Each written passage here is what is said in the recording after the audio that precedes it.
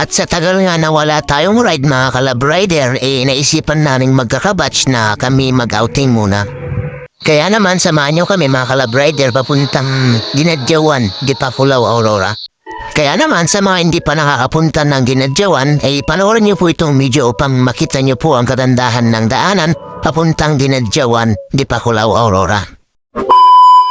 So, 3 motor lang pala ang gagamitin namin, sila yung mga kasama ko mga kabatch ko.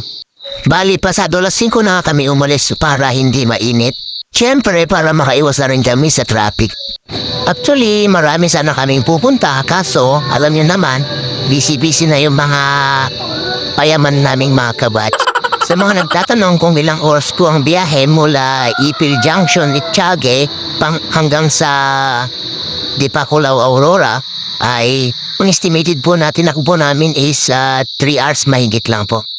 At ito na nga ang unang kanto na papasukan natin patungong San Pedro Madela, Quirino. Shortcut po ito papuntang Ginadyawan para po makasave po tayo ng oras at hindi na po tayo dadaan ng Nagtipunan, Quirino.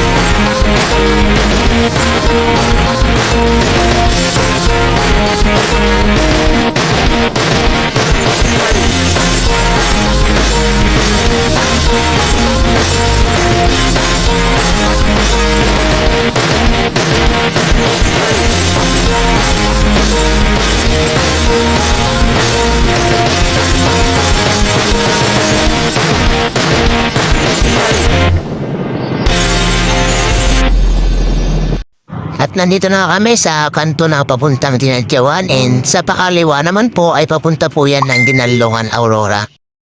Dito nga muna kami magpapark sa may gasoline station at kami muna ay kakain muna panggabihan. At ito, tatanungin ko tong kasama kong naka-XRM kung okay lang sila. And ang sagot nila dyan is nakakangawit daw kasi first time nila mag-long ride na mag-jowa na nakamotor. At ayun, dahil umaga na, magbabitamin C na tayo. At dahil sa sobrang tagal nga natin hindi nakapagdagat, sobrang nakakamiss nga naman talaga.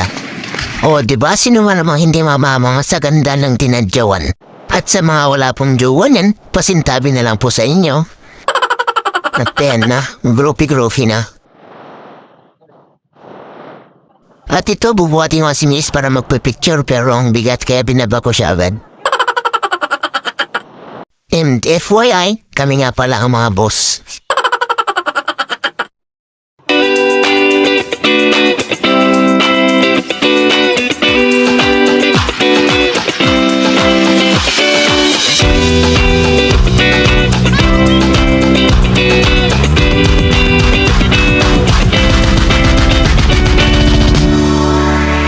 Ganun nga lang kami kabilis mag-outing, kaya yan, pauwi na ulit kami.